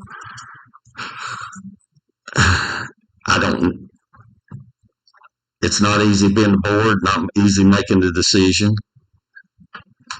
So, again, as the attorney has told y'all, again, consultant, search and find. Mr. Attorney, can we consider the second option? So I am pulling up the RFP now that was originally sent out. I think the key question there hinges on what the RFP says, and I don't remember right off what it said about a second option. Now, if it says that the lowest bidder shall be awarded the contract upon the approval of the Board of Supervisors, then obviously we're locked into number 1 with UHY. But if that language isn't in there, we could bring forward number 2. Whoa. You said the lowest bidder would be locked into UHY? That's not accurate. I'm saying hypothetically. That's the example. Okay. Yeah. If that language was in there that we're locked in with who the committee chooses, then no, we couldn't move forward with it. And that's hypothetical. Your guidance in those committee meetings was that we rank those choices 1, 2, and 3. That's correct. And if I remember right, the instructions were that if one fails, we can go back and reconsider number 2. And if that fails, number 3, this is cannot consider those. So this is a professional services procurement. Well, yeah, in professional services, you have to rank them based on qualifications. Give me just a second, Mr. Breeding, respectfully. Mr. Kaiser, yes, that is what we discussed. I just want to make sure we have our ducks in a row as far as the RFP goes. Of course, absolutely. So I'm just trying to find that language as we speak, but I hope to have you an answer here soon. All right, thank you. Yep. No. And just, I have concerns when you're moving from number 1 selectee to number 2, because UHY was the lowest, the first, based off the matrix. But they were ranked number 1 based on qualifications. So what the motion should have been is either you do the forensic audit with a consultant, the contract, the RFP, or you do it with the auditors of public accounts along with the state police. That'd be my recommendation. So that's either you do one or the other. That way you're not going and get the consultant that you need. Never get to say. I will make a motion that we initiate the audit with the state offices. And if I may real quick, Mr. Breeding, Mr. Kaiser, I do have the answer to your question. Number 1 in the RFP, the right is reserved to reject any proposal or all proposals that are submitted. These proposals submitted will be ranked in order of initial preference based on the interest of the county. So it would appear that you could move forward with number 2. But like I said, I don't recall who number 2 was or what the status was, if they had a bid or a quote or no money sum. Can you pull that up? Under a professional contract, you really can't ask for a quote. It's not like you're bidding a quantity that's known. You have to rank them based on the qualifications of the company, which we did. Then you have to sit down and negotiate a price with that number 1 ranked firm. If it falls through and you can't deal with them, then you go to number 2 and you go through the same process. That's just the way a professional service contract works. It appears it's in the statute. Being an engineer and being on the other side of that, I've gone through it 100 times. So what I have in my notes, Mr. Kaiser, we had 3 bids come in. Those 3 were ranked. Only one of them submitted a money list, and that was not option number 1. But once the audit committee chose a number 1, reached back out to them and had a quote in which it looks like December 23rd, 2025 is when UHY submitted their bid for $217,000. Okay, so we need to go back to the second option now and request a bid. That would be within the power, if that's what the board wishes to do. I make a motion, we go back to the second option. Well, before you do that, we had a motion on the floor here. Yeah, it's not had a second. He had tried to make a motion prior to. How long do I have to wait?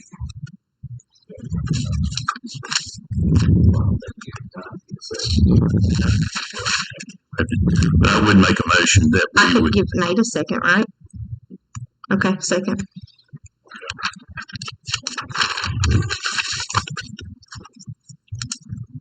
Okay, we have a motion and a second, and we'll do a roll call. To get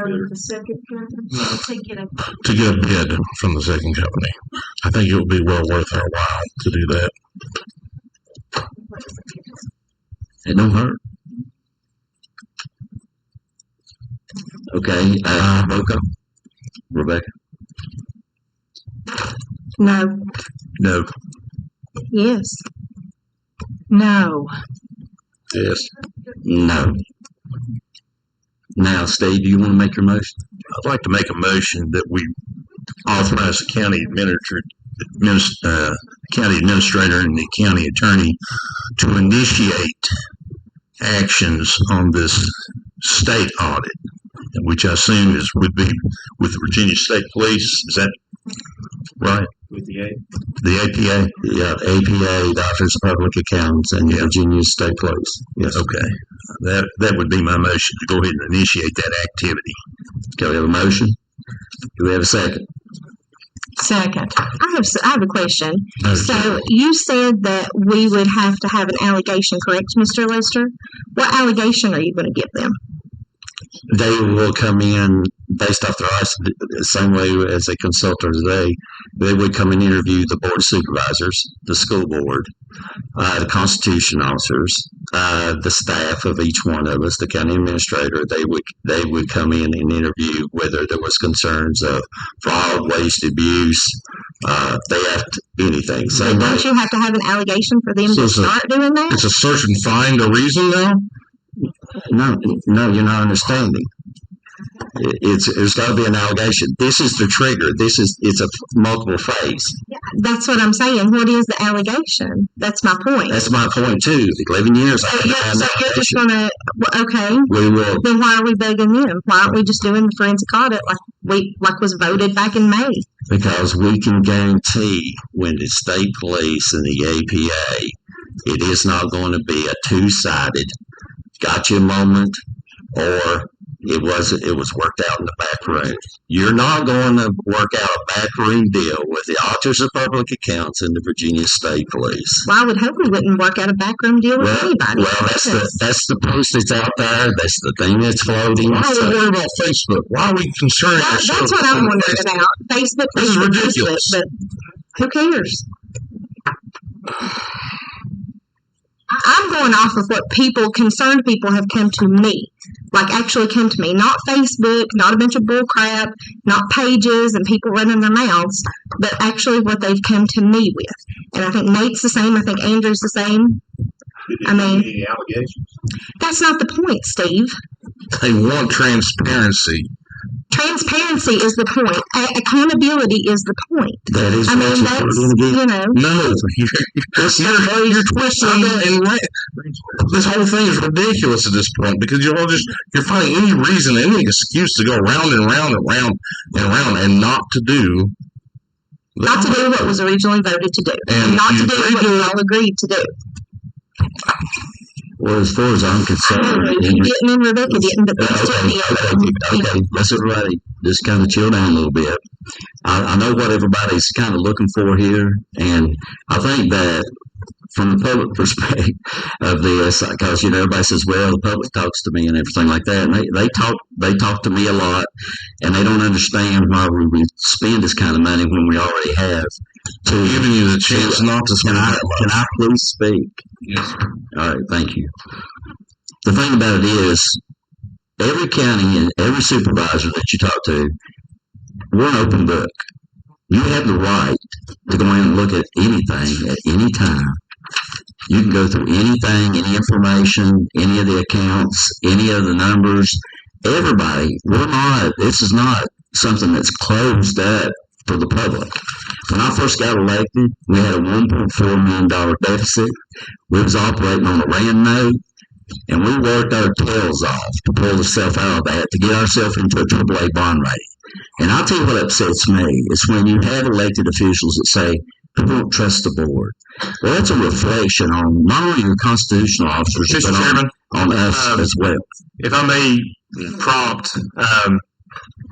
did we ever take a vote on Mr. No, we need to take a vote. So, if I may, so I know Mr. Hensley made a statement at last month's meeting about a feasibility study that we were looking to make cuts. That was kind of where he was coming from with the forensic audit. Of course, that's one I suppose I failed to mention a moment ago.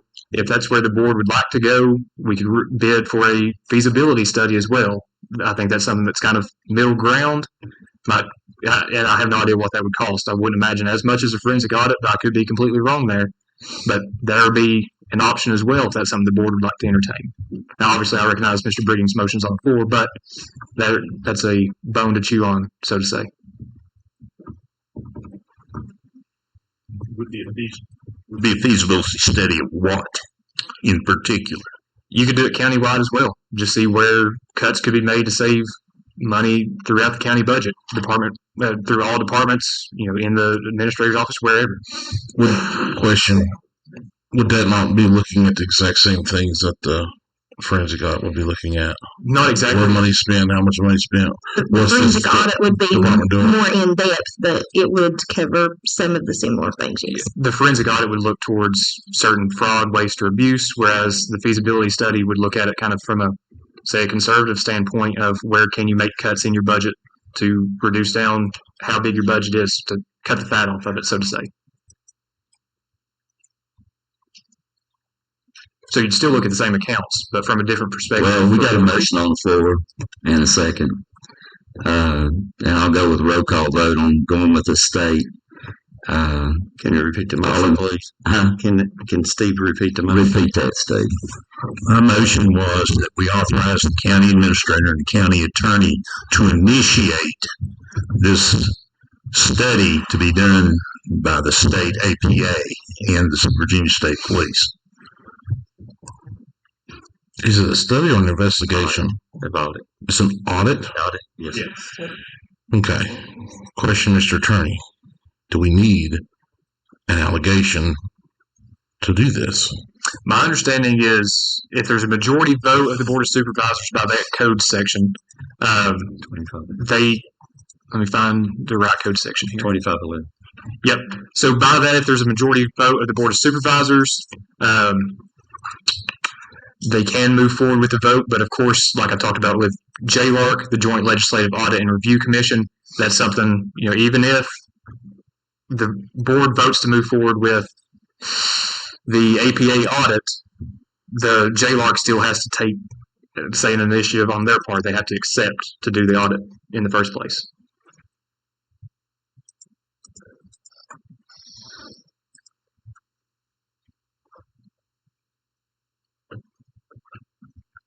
Okay. Does anybody else have any other questions? Not a question, but a comment. The stuff that you're going through on here, Lonzo, if you could next time put that in our packet so we can see it, because I can't see it from here. I'm blind as a bat. But I would really appreciate that so that we are fully prepared when we come into the meeting. It is interesting that you've got all these code sections pulled up on a dime's notice. It's in our email. Yep. Well, are we going to vote? But I'd like it in the packet so that I can look at it I'd like here to say that instead of it there, is my point. I want to say one thing, that, you want a forensic audit. We're trying to give you a forensic audit at the least cost that we can come up with. And, spending nearly $250,000, and that was just an initial estimate. There would be additional costs on top of that.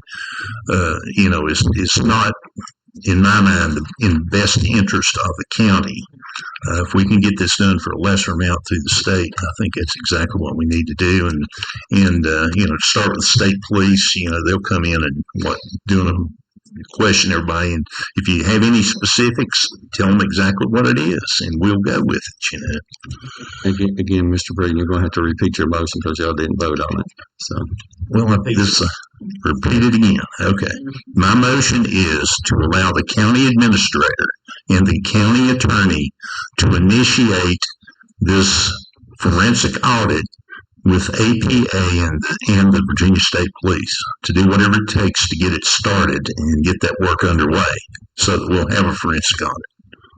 And do we have a second in regards to that? A second. All in favor? And we'll start with Nate. No. Yes. Yes. No. Yes. I'll abstain because I don't know the details of what all this is going to entail with them, and if it would help save the taxpayers some money, I would be for it, but I don't understand what all has been discussed here tonight without reviewing it myself. And I vote yes. So we'll get the forensic audit done by the state. Mr. Attorney, what is the cost of that? Do we have an estimate on that? We do not. All we know is the code section says with all expenses of the audit to be borne by the requesting locality. So it may be what if it costs $250,000? Yeah. And we don't get that bill until it's over with. And we just do all this for nothing. That is correct, Mr. Starnes. So we get the bill afterward. So we're just on the hook for it. I'm not sure. Okay. I don't know on that. So. Okay. Yep. Good decision. Discuss that with Mr. Lester, if you would discuss how that's part of the process. Yeah. Okay, we're going down to number 4 on, or is that it with you, Tyler?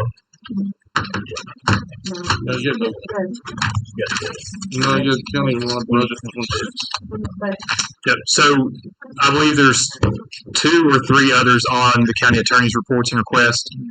First is to set a public hearing for next fiscal year's budget and tax rate. Of course, we don't have a state budget yet from the General Assembly or the governor. Ideally, that'll be done by the time we come back next month. But by code, the Board of Supervisors has to have the budget by June the 30th. So this would just be simply to ask for a motion to set the public hearing for next year's countywide budget and tax rate to be set in the June 2026 Board of Supervisors meeting. I'll make a motion. For just a second, I got a question for you, Tyler. Okay, got a motion? Second. Go ahead. So we're setting the tax rate next month, and the tax tickets went out last week. And I might be confused here, but I'd like clarification. The tax ticket went out based on the rate that was decided last year. So this tax rate that's going to be discussed at the next meeting will be for December and May, December of this year, May of 27 next year. Is that correct? That's correct, because the fiscal year, the split is between June 30th and July 1st. Okay, so I might have been a little confused on my end, but I get you now. So last year, when we voted for a tax rate, that was in May, correct? That's correct. The tax tickets went out after that, correct? With the new rate? I'm not sure on that. That was because you had the reassessment. Our budget is I get you now. Budget on fiscal tax rate. I've had people complain about taxes, and I'm trying to explain, and then I might have explained wrong. So anybody listening, I'm trying to correct myself here.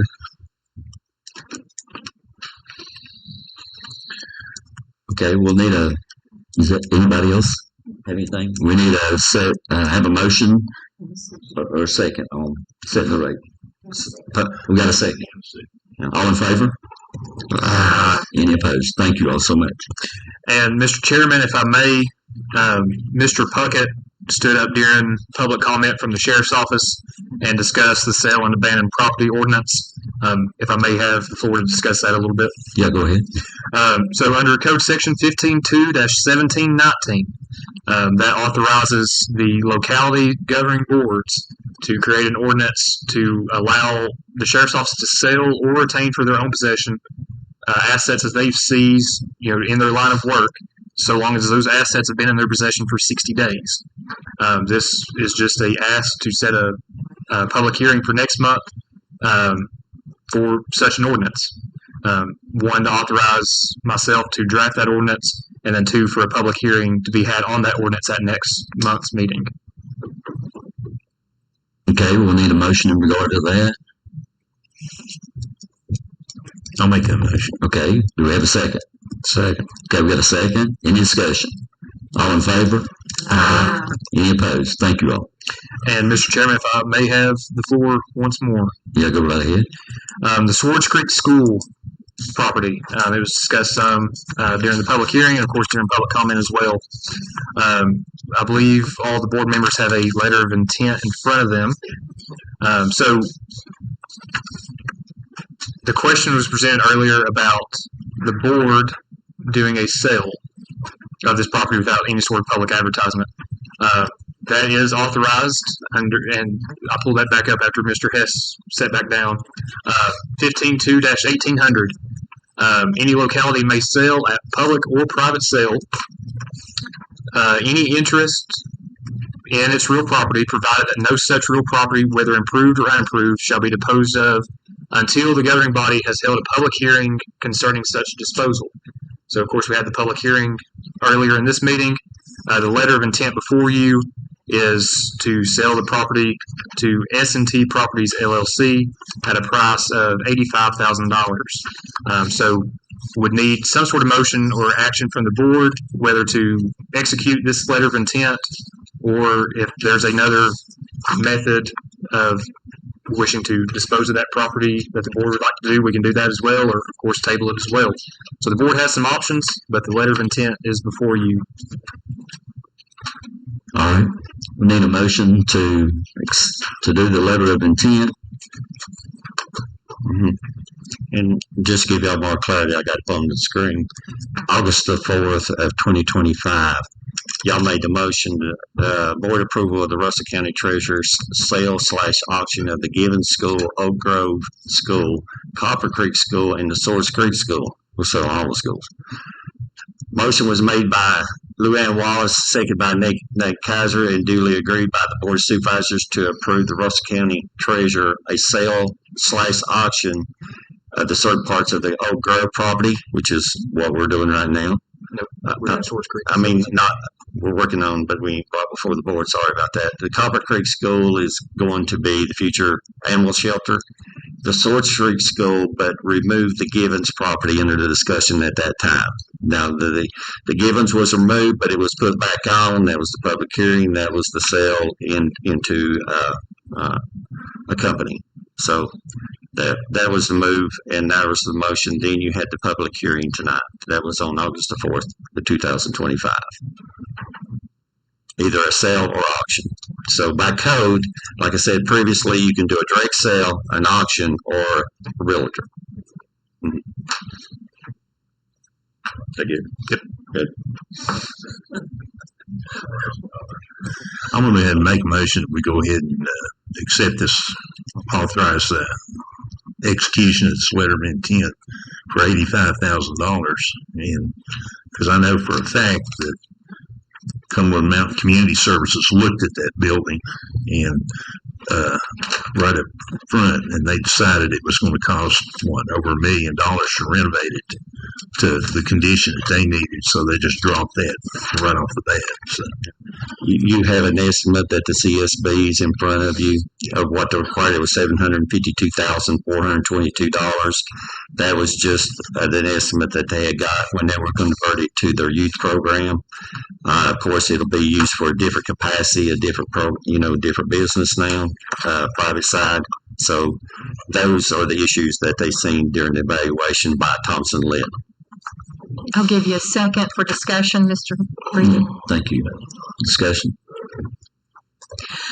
So you have already answered part of my question of renovation, etc., on these school buildings, which are, excuse me, astronomical in the locations that they are. So I don't mean to say any community is not valuable, because I fight for mine every day.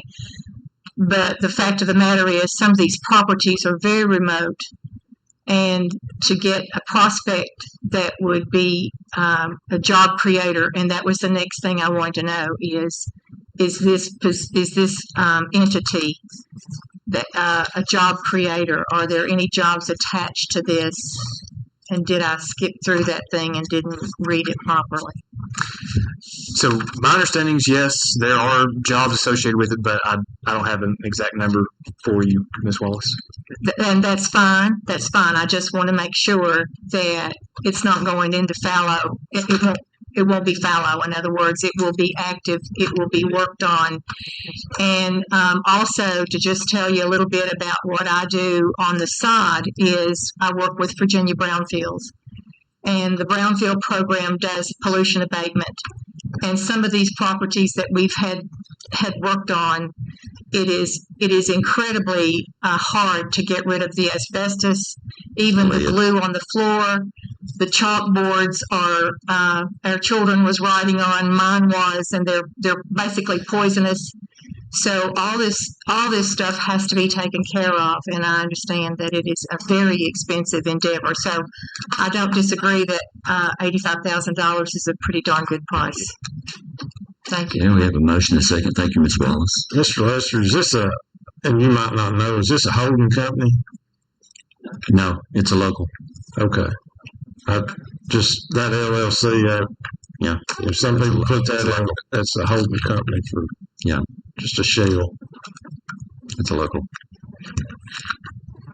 And again, the reason it's going through the board is a school.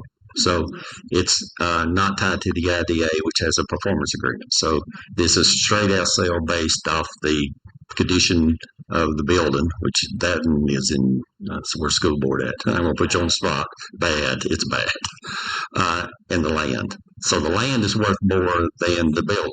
So, I mean, that's just, but yes. So, and right now we have to maintain the insurance on it, the fire marshal and the inspections and the upkeep. And yes, we have to keep certain things in there because it isn't like when you sell a house, just winterize it and shut the power off. Here we have to keep them, in case there's something we just had, we could have had an election there. We just did previously. So these schools, once the city of Bristol, let me give you a brief. They had the old school down there in Bristol. It took them 15 years to get rid of it. And they did multiple grants and upgrades, put like $3 million into it, ended up selling it at a loss, but they got it back on the tax rolls. So this is a business that's going in there that's a viable business. It's a big business that's in Russell County. And so they're going to try to see what they can do with it. Okay, we have a motion and a second. All in favor? Any opposed? Thank you all so much. And Mr. Chairman, I think one thing we missed in the motion, just to clarify, make sure the ducks are in a row, but to authorize myself or the county administrator to execute and finalize the transfer of that property as well. We just need to. I'll make that motion. Yeah. Okay, we have that motion. Do we have a second? I'll second that. Okay, all in favor? Any opposed? Thank you, Mr. Chairman. That would conclude my portion of the agenda. Okay, reports. Okay, that's me. County administrator reports. Of course, the first one's always VDOT's still here. The Russell County Road Reporting System. These are the ones to take a look at that we've got, Kyle's on. Of course, we call Jeff on them. And the second one is the VDOT monthly road report system report that we get from VDOT. They're very attentive to, make sure that we keep up on top of things. We work together and we get resolved on the most current projects. Of course, the resolution for 600 is on the agenda down below for action. The residency is requesting multiple resolution, the 6-year resolution, which is also on mine. Resolution Route 684 and for the rural rustic, which is also on mine. While the county, we don't have the resolution for the co-severance like Jeff had mentioned before, we are going to reconcile those between Mr. Hensley said on it when we went from the co meeting to the meeting over at Jeff's office. We crossed some of those. We want to make sure we recon what the co-severance board approved and what VDOT did because we went across on some of those projects. So we want to make sure we both have the same list. I'll have that ready for the next board meeting. So residency, no resolution on the recreational access application. That's in Terrace. Yes, anticipate to be 100% grant for Route 798. That's 100%. So take a look through there, all the maintenance activities that they completed is underway, and they're just really right now starting to start business, as they say. It's coming out of the winter months now, and it's going into the paving and road improvements. So take a look at that. If you have any questions, let me know. If you have any questions for VDOT, they're always at our beck and call. They're very attentive to it. I think some of them just call us directly now. They don't even go through me. They just call y'all directly. So we appreciate that working relationship, guys. Next is the county administrator, the PSA listing. County projects, of course, these are the ones we've already completed. The ones that we're all working on, of course, is the number one is the Russell County Animal Shelter. So we're finishing up the permitting process on that. We've got we had some flood damage, water damage over into the old courthouse when that last big rain hit in the circuit court clerk room, record room. Of course, we called in Baco for the insurance companies taking care of that, so I don't have to absorb it. It had insurance on it. So the Cleveland Community Center, we've got on our work schedule. It's in progress for the playground equipment and the walking trail to be repaired. And on the community center generators, the propane AP connections is all that's remaining. They're AP, you have to wait that they're scheduled for connection. So I'll say that. Next on county administrative reports is, of course, the Russell County 26-27 budget. That is the current one that Mr. Breeding, Mr. Hensley sitting on. We went through the major departments. We've set with all the Constitution officers, the schools, and we're still developing. We've got a good estimate on what the county has got, but we're still working on the federal and state. The state is not completed now. The rumor mill or the notices is it may look like June again. So again, we're waiting on the state. Next on the county administrative reports is the 2026 Southwest Virginia Economic Forum. This is at the UVA College at Wise. It's the annual economic forum. It's good for networking. It's good to attend. So if you want to attend, please let Rhonda know that you'll be attending the event so we can get you registered. Next is the VDAC animal shelter that we talked about before. It's in your packet. We got mentioned as non-critical violations. And again, the facility we got is, I think, 56 years old.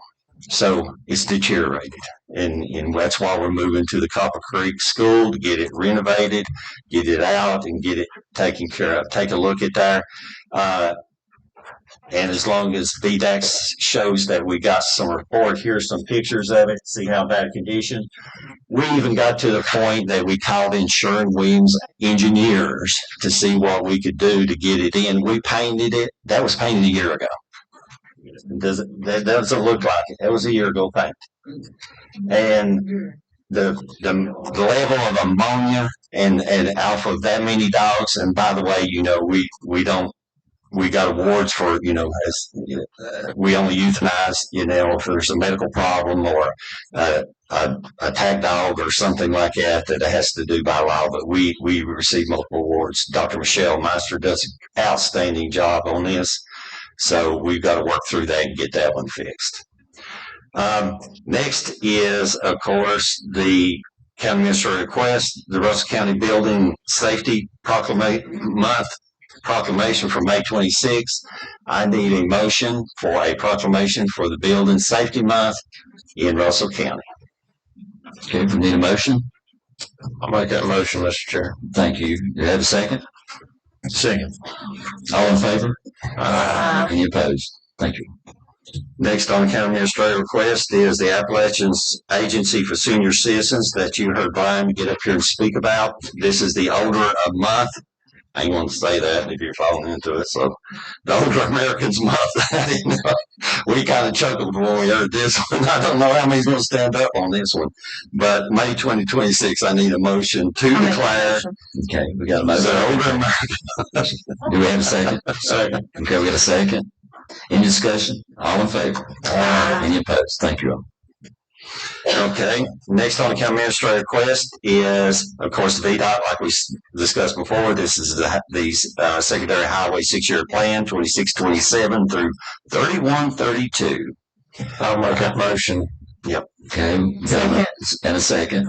Since we're in discussion, it was ended up Lonzo, myself, and then Terry. You were there about Tank Hall. I was, yeah. Okay. So we met with Jeff, and the way these routes were decided upon was based on the number of houses primarily, but then also a need or how rough some of these roads are. At North Mill Hollow is steep and it's rough coming up out of it.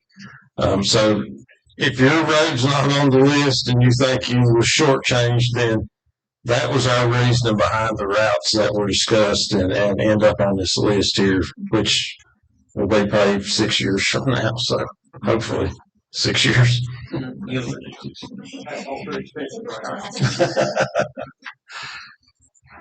Okay, any other discussion? All in favor? Any opposed? Very good. Thank you, Mr. Hensley. Next one is the VDOT resolution supporting temporary closure of Route 600, which is Ivy Ridge Road, for a bridge replacement structure of 6276. I need a motion for approval of the temporary closure of the Ivy Ridge Bridge. I'll make that motion. Okay, we have a motion. Do we have a second? Second. Okay, we got a second. Any discussion? All in favor? Aye. Any opposed? Thank you all. The next one is of course, there's the map that shows if y'all want to look into the packet where the structure is on 6276. This is the location on it on Route 600. The next one on the list is the VDOT resolution for the rural rustic road design and secondary route. This is the motion that's here for Route 684, Route 719, Route 825, and Route 890. I need a motion for approval, and here is the attached routes and their maps. Okay. I'll make a motion, Mr. Chair. All right, I'll thank give you a second. And we got a second. Any discussion? All in favor? Aye. Any opposed? Thank you all. Thank you, Chairman. Next on the county administrator request is the Department of Criminal Justice Law Enforcement LOLE grant program for $2,355. I need approval to accept. I'll make that motion. Second. We got a motion and a second. Any discussion?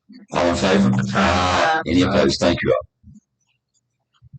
Next on the county administrator request is these. We have been working through grants for electrical cars, Teslas, charging stations that in various locations around the county. There's in the towns of Lebanon, they're in town of Honaker, they're in Daint. These are all grants. They were put in by the, through, yes, thank you. Oh, did you hear that? See, on behalf of Virginia Clean Cities. Yes, this is a resolution that they're requesting Virginia Clean Cities on the Coalfield Charging Project. So we're going out and capturing money to be able to get charging stations. We actually had one that was allocated for the government center but we're going to have to find a location to put them in. So we're trying to get these started in for when people coming in. Believe it or not, there's Teslas in the county. There's charging stations. So we figured, it's time to move up. I think the college has even got a curriculum on the battery storages and the rest in their curriculum. Things are changing. So I need approval for this as a letter of support to the Virginia Clean Cities on Coalfield Charging Project. So moved, Mr. Chair. Second. Then we got a second. And for discussion, I want to thank Ms. Wallace for taking the lead on this and getting us in contact. Not only that, these people have been wonderful to work with. Anytime we have an opportunity to get grants, I know the one that was placed at the park in Honaker, we had some people come in and visit the locality, and they was amazed that a local rural area had a charging station. And all these will actually be mapped, and people can get on the map and be able to see where these are located. And actually, my son just purchased one. I thought it was pretty amazing to ride in it, but they do a lot better than I thought. I don't know if me and JJ can haul cattle with one of them or not, but they do work good. But I do appreciate that. Well, Mr. Chair, if I may, Yeah, go right ahead. I'll tag on to that so that the public understands some of the reasoning here. As our industry increases and more industry comes to our county, these are pieces of infrastructure that I think is really important. And the reason I found this out is we talk about the Tate industry coming to our county with several hundred employees, and they have done an expansion.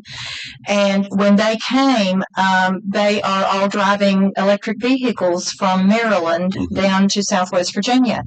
And there are no charging stations in our area. So to be located in the town of St. Paul, the Tate industry donated 3 electric charging stations and placed them at the hotel in St. Paul where their folks stay. And with that being said, the town moved forward and put another electric station there at the police department.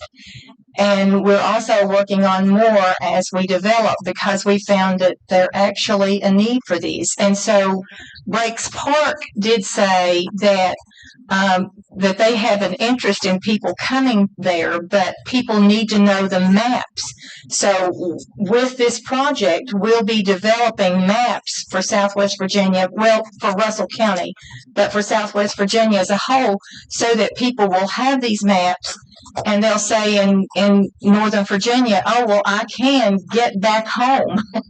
I know that's strange to say, but there's an issue here because people don't realize they can travel in deep Southwest Virginia in their electric vehicles and make it back home. So we're looking at filling stations, too, along the way that we can do superchargers.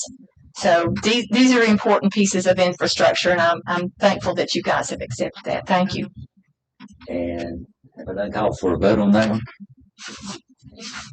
I need to call for a vote. Yes.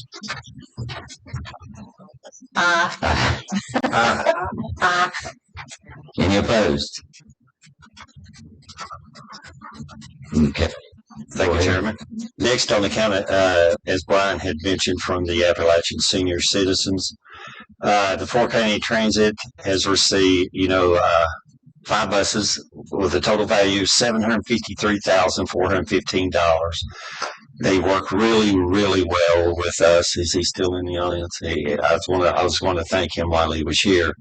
That if we have an additional route or stop, they accommodate us.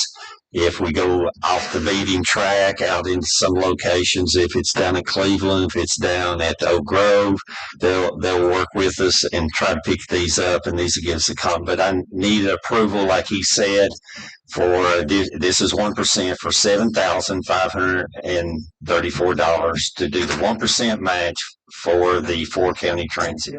I'll make a motion. I got something for discussion. Okay. Thank you, Andrew. And we got a second? Go ahead, Andrew. Do we budget yearly for them? I know this is a different request. Do we have money in our budget? The way they work and the way we appropriate them, I can show you on the budget.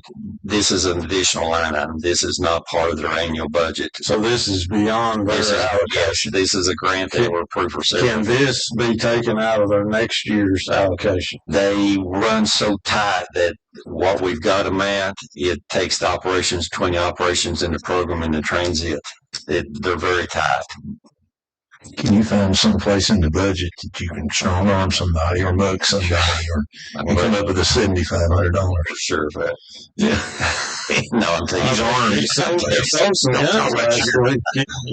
I think we need to find it. Well, you're giving 1%. All 4 counties are giving, like Brian has stated. So, if you're getting $750,000 worth of buses and you're giving up $7,000, and I'm when you watch these buses pull in down at the Lebanon Fire Department, they pull in at the library, they're full.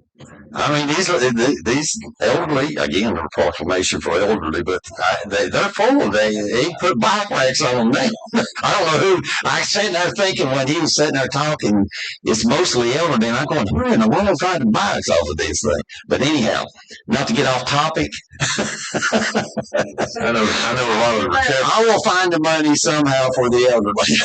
But can we get something? I mean, I know there's people that need a ride. And I've even taken people myself places. It's been a while since I have, but people need a ride. Can we get something on our website or Facebook page or get this information to the public and either refresh the public's memory or get it to Sean in the paper, I know it gets out there, but then time goes on and people forget. I got you. We'll do that. And they actually have a map of their schedules. I can hyperlink it. Take care of it. He's done. It'll be done. So, and then say, yeah, there you go. All in favor? Any opposed? Okay, number 15, the proposed constitutional amendment abstract of the referendum votes. I need approval on it. Everybody's had an opportunity to look at the votes and how they went. Big majority voted no, so. I'll make a motion, Mr. Chair. Okay, thank you. Do I have a second? Second. Okay, we got a second. I've got a question. Go right ahead. I thought there was an injunction on the certification.